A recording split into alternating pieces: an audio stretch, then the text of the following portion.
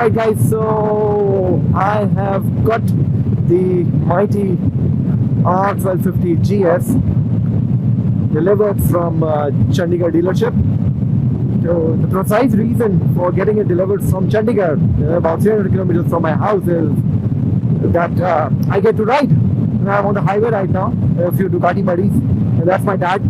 He's standing on the pegs on his dirt sled, young as ever. So, as I said, the basic reason was to try this bike out, right? What is it made for? It's made for touring, made for tarmac, it's made for everything you can see on the road. And yes, it's a BMW. It's unmistakably a BMW. The handling is superb, it's top notch. It's, it's for a reason they call it the best motorcycle in the world, because it can take on any kind of terrain. And yes, after upgrading from the 850 GS, I have only good things to talk about it. Till now I haven't found a single gripe. This everything is perfect. I don't even need risers in this. At max, the accessories that I would need would be some blockbusters to protect the levers and the crash guards. Of course, they are quite essential, because the cylinder heads you see here, they're exposed, they protrude out, and they're very much prone to get damaged in case of a fall. And, I know my fingers are crossed that I don't do a tip over, because that generally happens when you are on a new motorcycle. It tends to fall off. So talking about the console of this motorcycle, which is quite apparent right now, it's visible, and I feel at home, because it's the same TFT, same size, same interface, with a few more settings, a few more options which are available.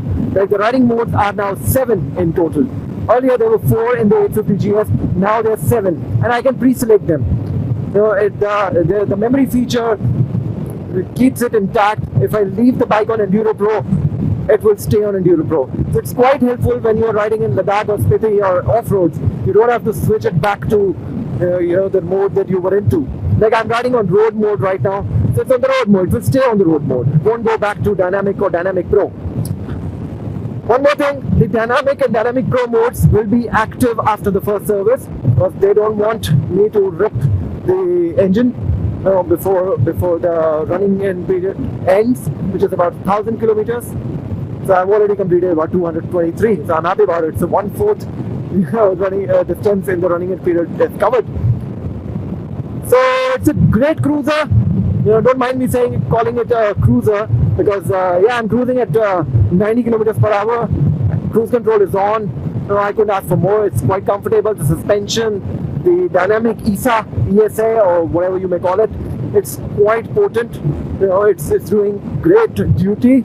It is a bit better than the 850 GS had. And in the front, the tele lever, it's world famous. Everybody knows about it, how comfortable the ride on the front suspension is. How comfortable it makes the ride. The front suspension, which was my major issue with the 850 GS. The front suspension was non-adjustable. It was a bit hard. It was not automatically adjusted, not even manual. It was fixed. So I was anyway thinking of going in for an upgrade to change my springs, but as the fate would have it, I changed the motorcycle. It's laughable, but yes, I changed it after spending 20,000 kilometers on the saddle. So I absolutely outgrew the motorcycle. So that's the reason you see the bigger one, the mothership 1250 GS under my butt. That's the diable. So the windshield, the another thing which is visible right now is the windshield. It is adjustable, so you can just twist it anti-clockwise, you move it, and it goes up, it comes up. Yeah, you see, certainly the wind blast is lesser, the wind noise is lessened, but I think I would need an extender. The Pro Spec extender costed me 2,000 rupees. It's quite potent at the price, and I'm going to install that so that for winters there is no cold air seeping into my helmet. So since it's summer, 36 degrees, pretty humid, I need more air, so I'm going back to the stock position. That gets more air to my face. So yeah, and another difference from the 850 GS. Now you get a you get a switch here. No key. It's a key fob system, RFID key. So the key is in my pocket, and I don't have to insert it anywhere. I can turn on the ignition, turn it off. The fuel cap also, which is beneath this tank bag, the fuel cap is also operated through the RFID technology. As long as I have the key in my pocket or in my hand or in close vicinity of the motorcycle, everything is unlocked. The best thing that I love, which is, gives me more convenience, is if I have the key in my pocket, I can lock the bike, the handle lock. Just keep it pressed, it makes a thud kind of sound, and it locks. So that's quite nice. I can keep the key fob in the tank bag or in my pocket, and I'm good to go. That's a very, very convenient feature. Other thing, I can connect it with my helmet, make the screen as a bridge between my phone and the helmet, and I can operate music, telephone, and other things. So I can show you here. I don't know if it is visible in motion. So this is the dashboard. I see everything. The range, battery output is 14.2 volts right now. 35 psi in the front tire. It has got DPMS. 42 psi in the rear. So things are looking pretty good. I'm fit to ride. The motorcycle is fit to ride.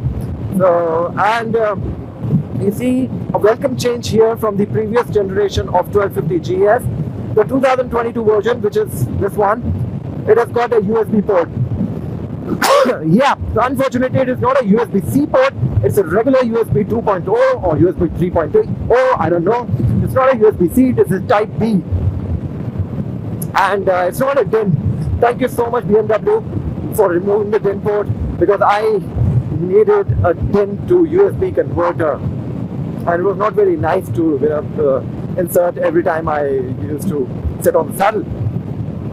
There are a few ports under the seat, which is quite good, because then whenever the battery goes low of my Senna, I used to keep a power bank in my pocket, which is not really a nice idea, because lithium-ion batteries are very, very dangerous. In case of a collision, if something protrudes them, it can create massive fire in my pocket. So now I've ditched the power bank once and for all. Now I can connect my Senna with a wire and put it under my seat. So I'm pretty much sorted with that. Side mirrors are the same. The switch console is same. Everything is makes me feel at home. And this side, again, the riding modes button is here.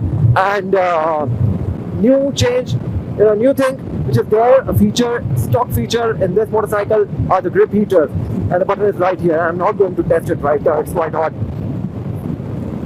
So that's it.